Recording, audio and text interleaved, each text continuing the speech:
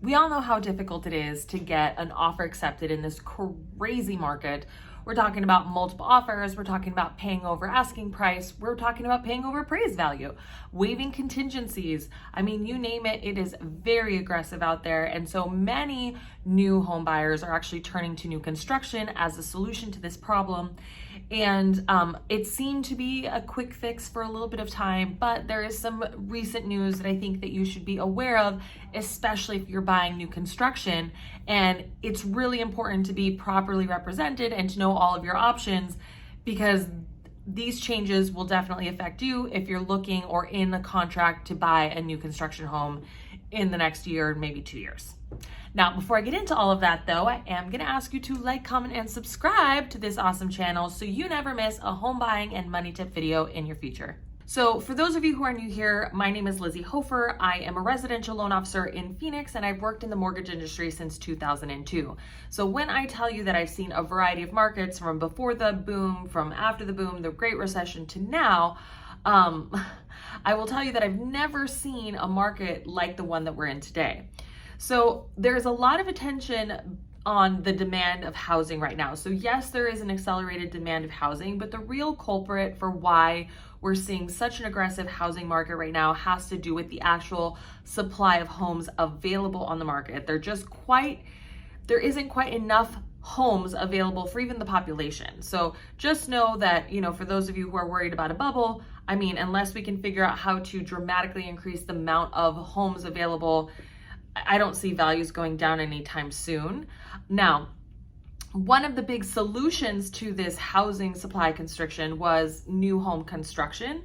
And we have seen new home construction numbers surge, literally the highest since they've been since 2006. And builders just can't build houses fast enough. But unfortunately, because we are still in Corona times and our supply chains are limited, builders have the added obstacles of figuring out labor, construction, the cost of lumber, the new tariffs on steel. I mean, building costs are astronomical, not to mention they can't fix them because they're just changing so often. And so we're actually seeing, these challenges being passed on to consumers right now. And so I wanted to just relay just a couple of things that you need to be aware of as it relates to new home construction, because some of you are already in contracts, others of you are thinking this is the only way to go, and it's so important to be represented by somebody who will read your contract and be your legal fiduciary, right, to this transaction. All right, so I'm going to talk a little bit about how new construction contracts are written and why it's so important to be represented, because one of the biggest changes I have seen, at least in the Phoenix area, is that new home construction is actually preventing or limiting the co-broke to buyer's agents that are representing clients. And you might be thinking, well, why do I need a real estate agent? I found the property, it's a new construction, it's going to be brand new. And so you're not really worried about things like, repairs or appraisals, let's say. But there are things that you really need to be aware of, especially in today's market, because that contract that you are signing is written in favor of the seller, right? Which is the builder. And for any first-time home buyer who's never done this process before, I never recommend going into a contract where your buyer rights aren't protected, right? So there's no loan contingency, there's no escape clause, right? If you decide you don't want to purchase, and there's a lot of things that can change in the new home building process, right? So first and foremost, I don't like that right now buyer's agents are being cut out of the deal. And so it might behoove you to save some money to actually pay one to represent you, because as they cannot fix upon building costs, some builders are actually doing what's called an escalation clause, which says that if home building, prices exceed a certain amount, this is how much extra you're going to have to pay on your home, which impacts your pre-approval, impacts your monthly payment, impacts your cash to close, all things that you need to be aware of, and you won't be able to budget for because you don't know what their budget is. Okay. Number two, we see other builders that are saying, hey, this is what we're selling the house for. At the end of the project, we'll know how much it actually costs, and then we'll split the difference with you. We have some builders that are saying, hey, this is what the initial price is once we know what the building costs are, we're going to have you pay it in full. We have others that are canceling contracts to sell the homes for higher prices. We have them, encouraging you to use their financing companies, and they're making up some of these costs in higher interest rates and higher closing costs. And you don't know the difference because it's just part of the package. And so you really have to do your due diligence, especially now buying a new construction home, because you just can't really nail down what the costs are going to be. And I think that's really scary, especially for a first-time home buyer. Now, the last thing I want you to consider is that some home builders aren't passing on the costs at all, but they're delaying the build and move dates for a lot of clients, right? Until they can fix the cost of their supplies and their labor. And so for you as somebody who is buying a new home build, you have to think about what this does to your rental lease. How much additional costs are you going to be paying if, let's say, you went on a month to month, or you had to move into a different rental, or what inconvenience is it going to be to family members if you have to move into then, and then what is that time period?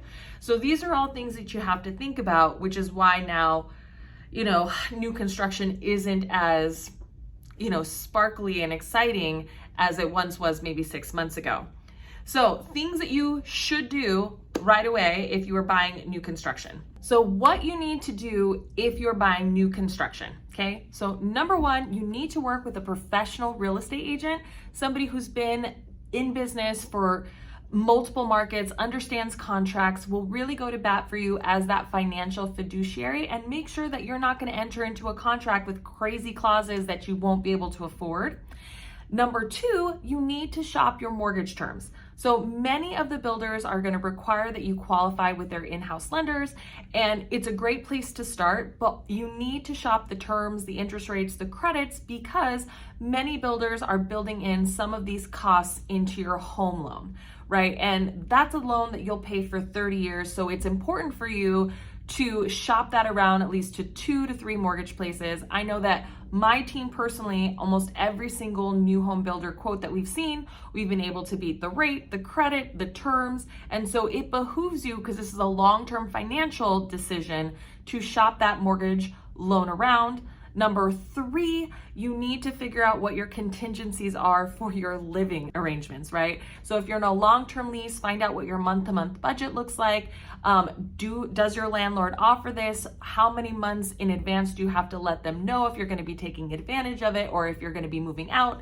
I've seen some clauses on leases lately that have a 90-day notification period. 60 days is almost on every single one, and 30 days typically is the lowest amount of notification to your landlord. But I've also seen some landlords say, nope, there's no month-to-month option because rental prices are so crazy right now. And so you just really want to make sure that you have a plan for what to do in case your move date gets delayed. Fourth, and you're going to want to remember this, and I should have said this with the pre-approval and shopping it around, you're going to need to touch base with your loan officer at least once a month. One, to check on the status of your financing, but two, to make sure that you have an active pre-approval and that the terms haven't changed so far out that you're no longer qualified.